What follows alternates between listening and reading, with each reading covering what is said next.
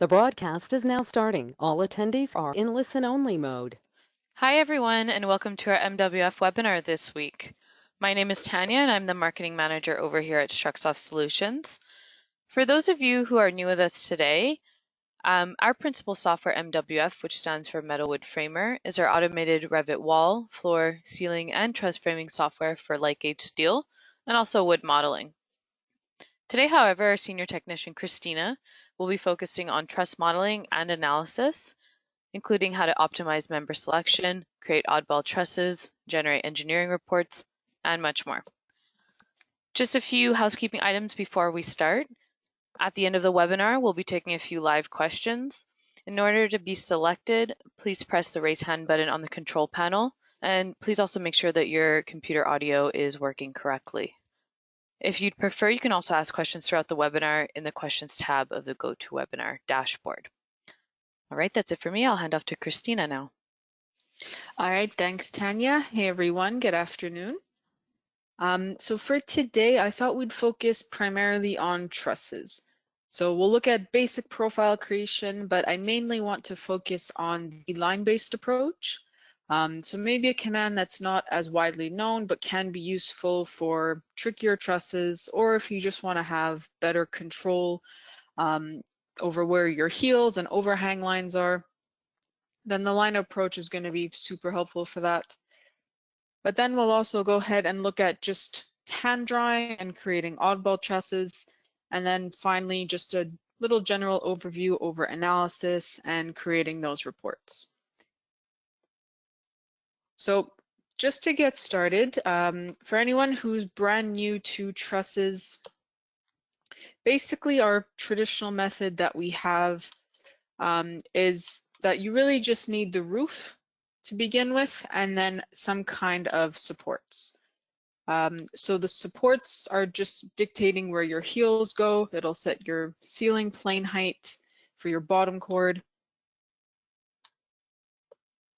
And to set this up with just the basic create command, I can grab my roof, say create, and then it's going to ask you for some references. So to start off, I can grab my supports, which in this case are just going to be my walls. I'll just create some common trusses. You can put cantilevers on each side if you want to. And then I'm just going to go ahead and pick also where I want my trusses to start and stop. So I'm going to go ahead and just pick a few options. We'll create about 4 trusses just for demonstration purposes. And then you just put in your truss spacing.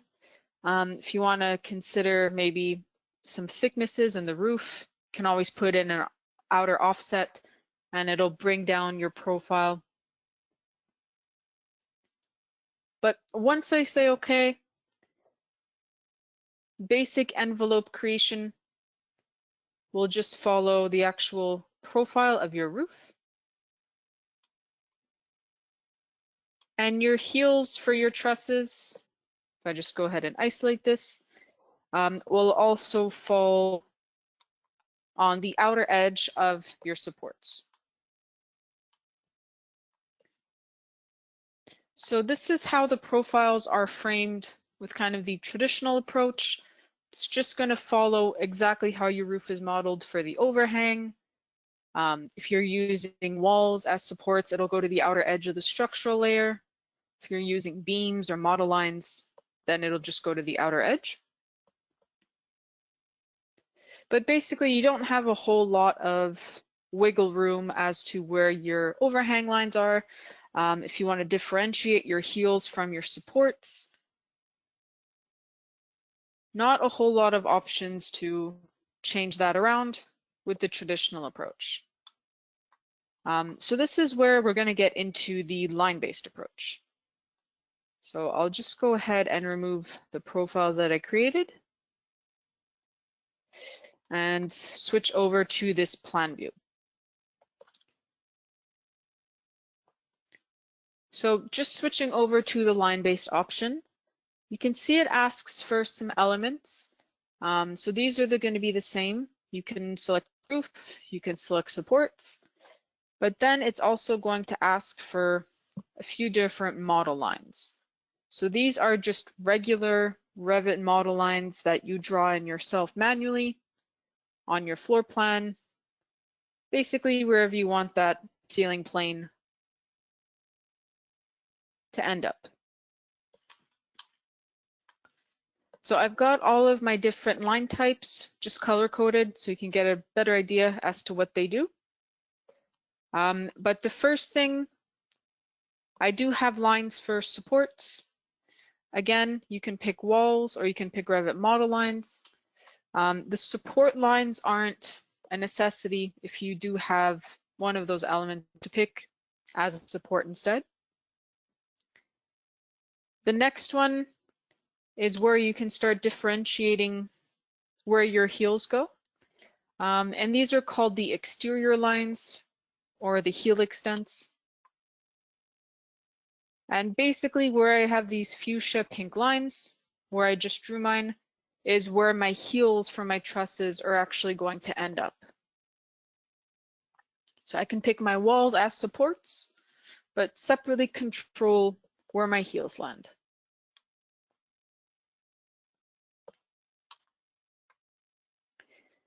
So that's one option that you can go ahead and select. The next set of lines are the TCOH lines, which basically stands for top chord overhang lines. And as you can pretty much guess, they're going to dictate where your top chord, where that overhang stops. So I've got those navy blue lines kind of going around my roof. And for the most part, they're going to finish at the edge of the roof. But on this side, I did just extend them just slightly so that my overhang goes slightly past my roof.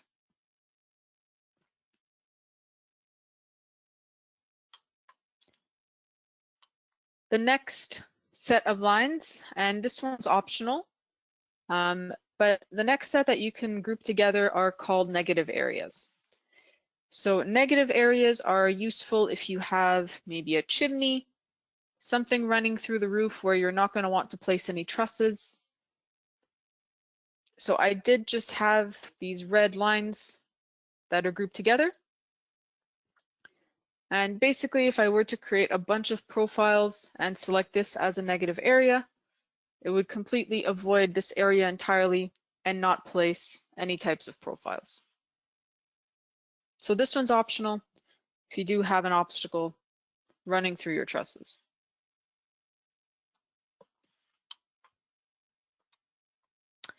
And the last set of lines, of course, to draw are these truss lines. So truss lines are literally just exactly where you want the trusses to end up. And there are a few ways to place these, which I'll get into. But for the meantime, I just drew them in myself, spaced them 2 feet apart. And I also just drew some smaller ones around my negative area so I can break it up into individual profiles automatically.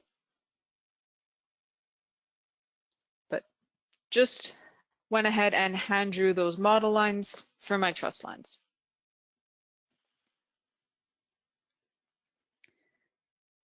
So the other thing as well that you probably noticed is that a lot of these lines that I have are grouped together. So my overhang lines I turned into one model group. My exterior lines are one model group.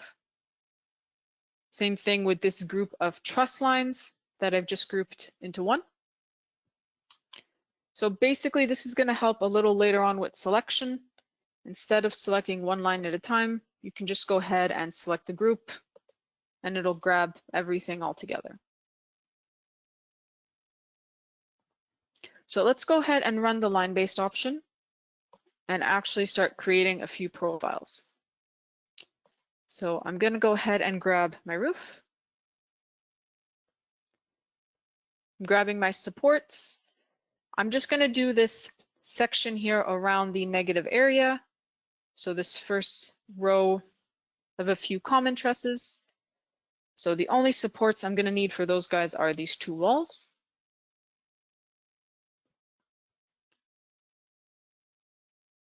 And then I'm going to go ahead and grab my exterior lines. And again, this is where the model group comes in handy. It'll grab all 6 of my exterior lines in one go.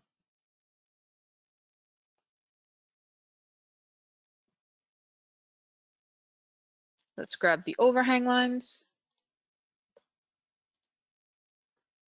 So I'll grab all 6 of those. I can go ahead and grab the negative area if I wanted to. It would just consider the entire model group. But in this case, it's not really a necessity since I do have the truss lines already broken up. So I'm going to ignore that altogether. And then my truss lines as well I've grouped together. So then I can go ahead and grab my model group. And it'll consider all 14 of these lines to create for the profiles. So what does also help with the line approach, because you can group everything together, if you did want to throw all of your truss lines into one model group, in theory, you can select all the supports in one go, all the exterior overhang lines in one go, and you should be able to say generate envelopes, and it'll generate the envelopes for the entire roof, because you are allowed to select now multiple elements at once. So again, just for today, to kind of speed things along, I'm going to consider it for this particular section. But as long as you have all the lines set up, you should be able to grab everything in one go.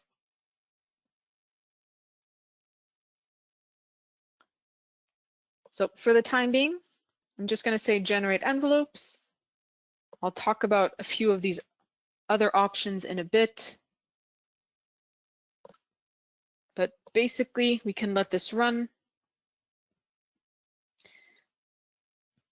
And once your hourglass is done, we can close out of here. And now you should have basically the same set of profiles. I just forgot to set one thing, which I'll go back and set. But you will have the same set of profiles that you would if you create it regularly. So one thing I forgot to do, which is pretty important, is to set your ceiling plane. So that's why I had my bottom cords completely punching through my roof.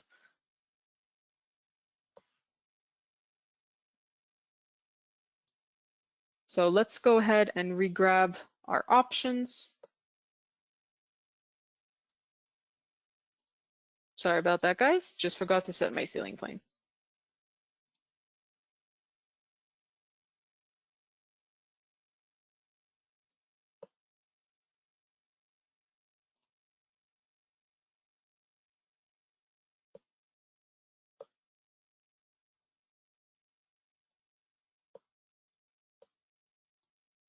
Okay, so that's set to 10 feet, not the 20 feet that I had before.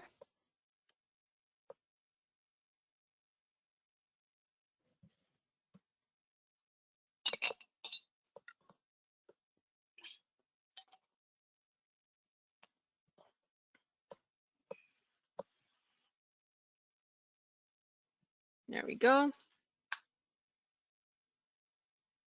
Okay, now that makes a little bit more sense. So just make sure to always set your ceiling plane when you pick your supports.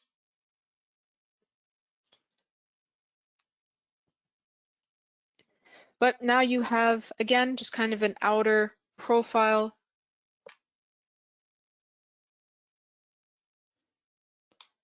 of what that truss is going to look like. So this guy, again, will just give you a few extra options. that you wouldn't necessarily have with the traditional method. It'll let you control things a little bit more.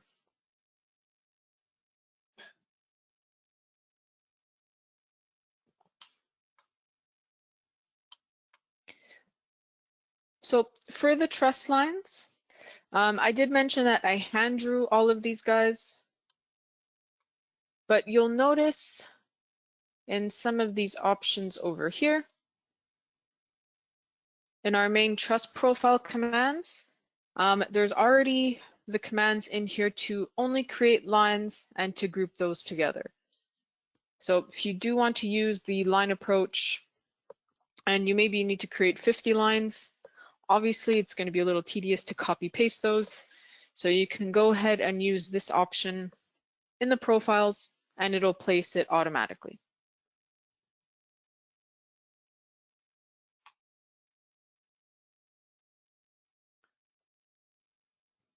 So I'm actually going to go ahead and do that.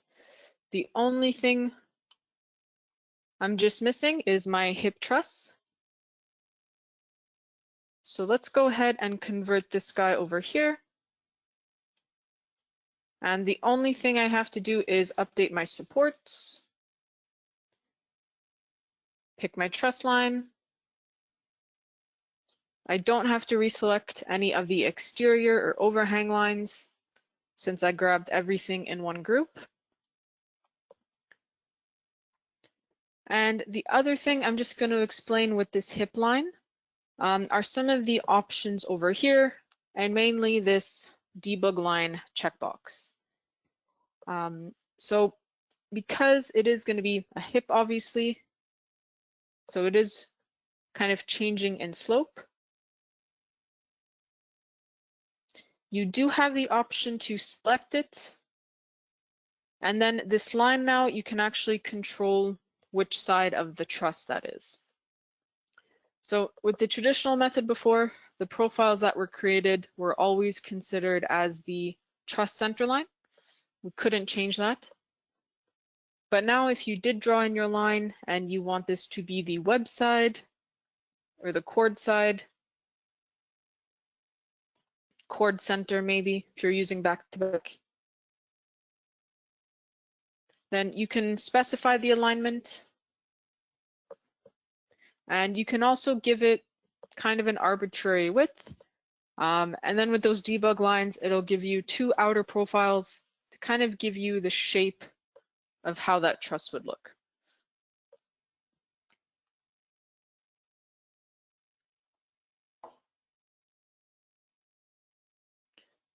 So I know it's a little confusing to kind of understand it as I'm speaking, but visually, I'm going to say generate the debug lines. I'm going to say, let's give it a default truss width of 6 inches. And let's generate the envelopes.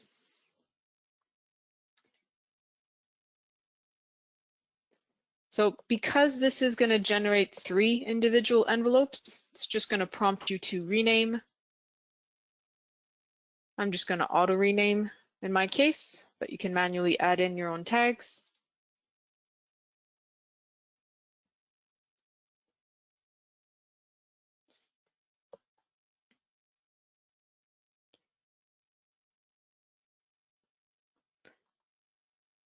So let's go take a look at this in 3D.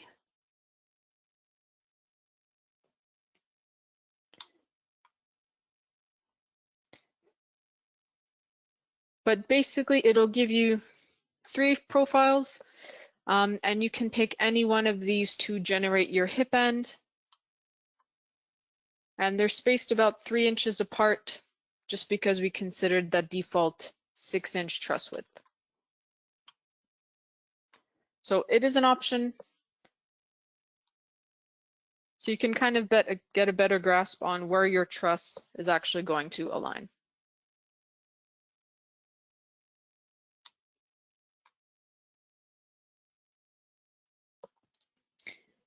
Any one of these profiles that you want to get rid of, it's just a plain Revit delete. And you can see here that it is considering the chord center now do have a slight offset from where my actual line was. So you will just be able to shift it based on the layout of the truss.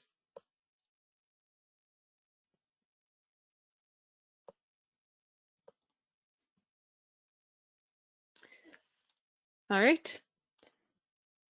So now that I've got my hip truss or the profile, I'll just show you that hip end command. And it asks you for basically the same set of references like we were generating a regular hip end. So just the hip lines from the model, your side supports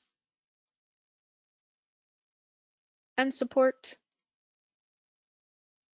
and the last truss or the girder. So I'll leave everything else as is, 2-foot spacing. And then I'm only going to create lines, and I'm also going to group all of them together.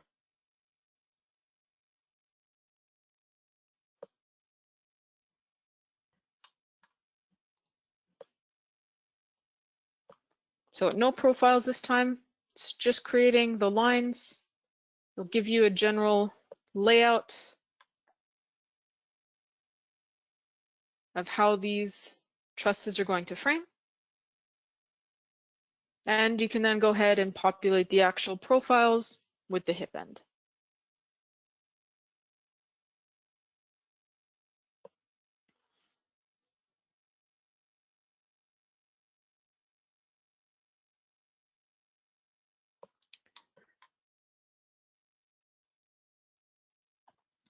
All right. So that's the basic line approach. One of the options I wanted to cover. And then again, from here on out, to actually start populating the trusses, running analysis, it's exactly the same. We're just creating profiles a different way.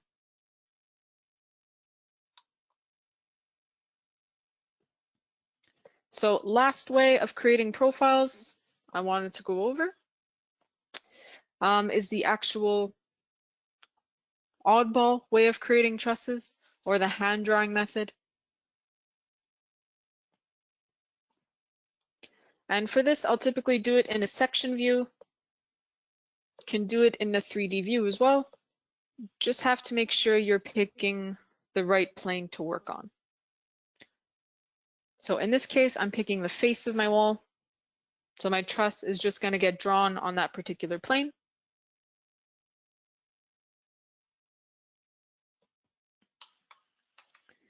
And then it's just taking plain Revit model lines and drawing exactly how you want that profile to look.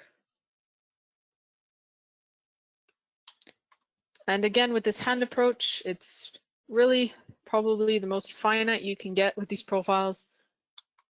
You can really exactly see where you're drawing.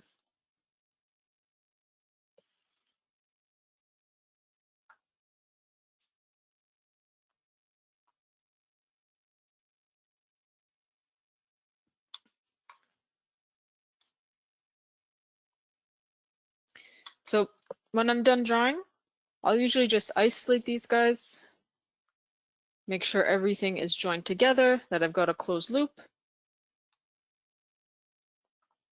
Then once you're happy with your profile, go ahead and group it together.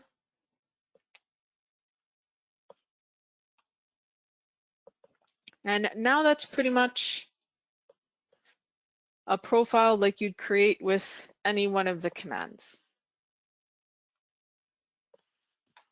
Oddballs, of course, can always be analyzed as well. So let's go ahead and do that for this oddball. So same steps like any other profile. We grab it, we say create. You've got your list of presets here.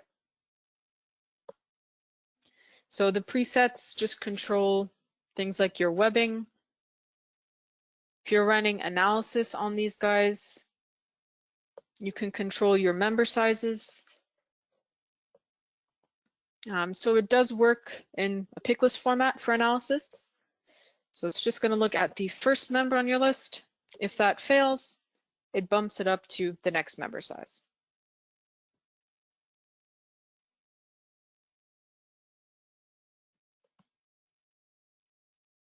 So whichever is the first size on the list is going to use to frame.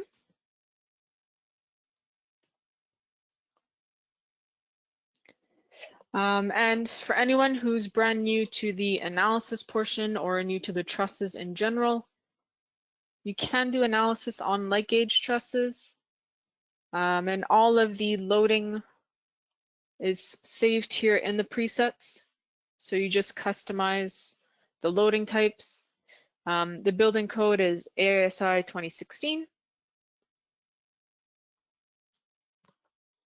And then you can also go ahead and control things like your deflection.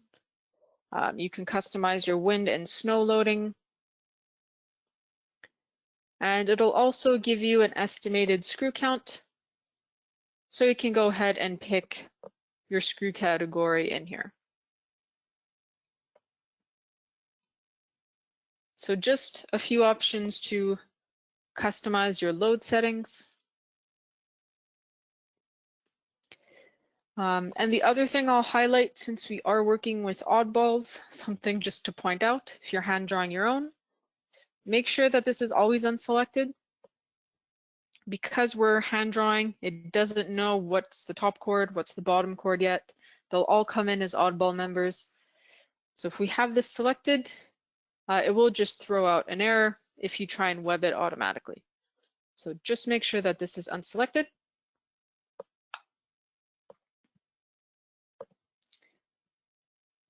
Then when we actually open this up in the designer, again, everything is labeled as an oddball. But you can click the individual members, change it to what's a top track, what's a bottom track.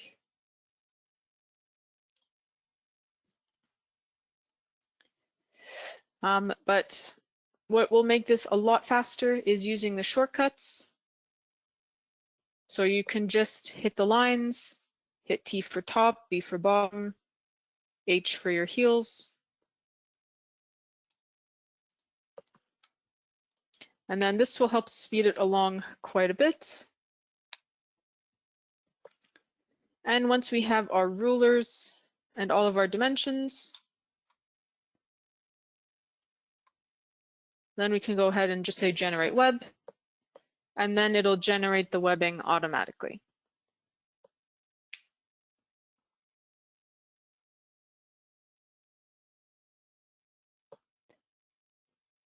So last step, before we actually go ahead and run this into analysis, because we hand drew it, we didn't select any supports.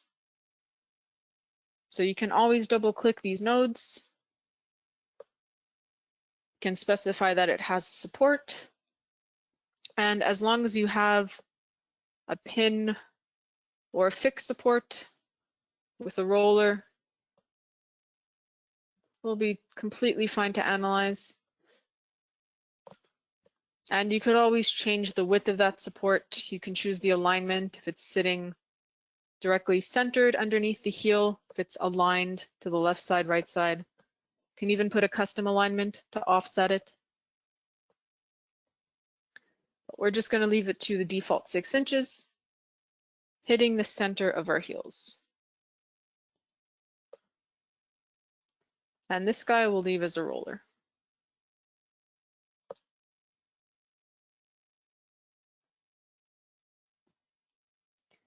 So I can then go ahead and hit that analysis button. And the analyze button is just purely going to tell me if that 350 that I had on the top of my list, if it passes or fails. What you can do as well is hit design, and then it'll go ahead and run through that list, try and find appropriate sizes for your webbing and for your truss layout. But For time's sake, we're just going to go ahead and hit Analyze. And it did go ahead and pass. And then we can always go ahead and generate these reports, regardless if it passes or fails.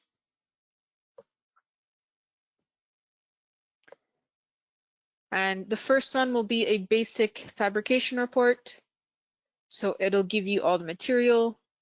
It'll give you that estimated screw count, tell you the number on each end for the connections.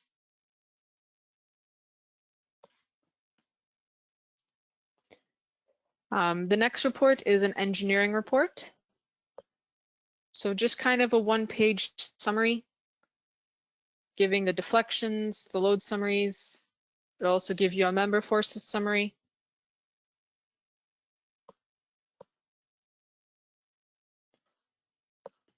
And the last one is the detailed report. So if you did want a bit more detail on the reactions, on the actual loading, this will give you the magnitudes in the detailed list.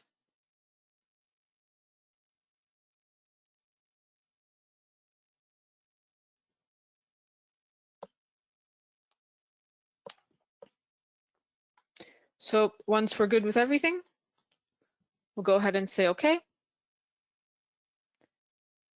And then it'll actually go ahead and frame out your truss. And once trusses are framed, they're a little different than wall panels. You can go ahead and copy these, move them around, delete them, paste them with just basic Revit commands. They're basically just an assembly. So you can move these around however you like. So that wraps it up for me today. As Tanya mentioned at the beginning, if there's any questions, feel free to go ahead and ask them now.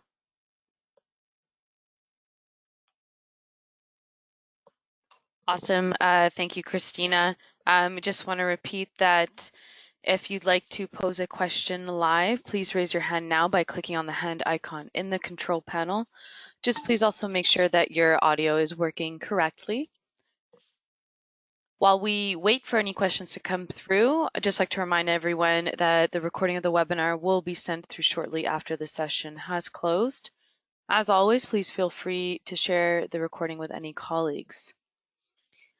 We'll also have our contact information available if you'd like to set up a one-on-one demo. We highly encourage you to get in touch with us. Our technicians will be able to take you through how you build and also how our MWF modules and extensions can benefit your next project. So we'll just give it a few seconds.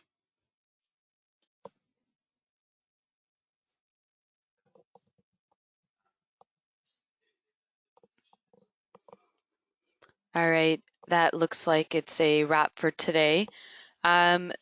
For any of you who do have any questions, like I mentioned, you can always follow up with us at the end of the webinar. We'll make sure to give you our contact details along with the recording. Just want to say once again, thank you to Christina and thank you to everyone who attended the webinar. We'll now be ending it. Thank you very much. Have a great day.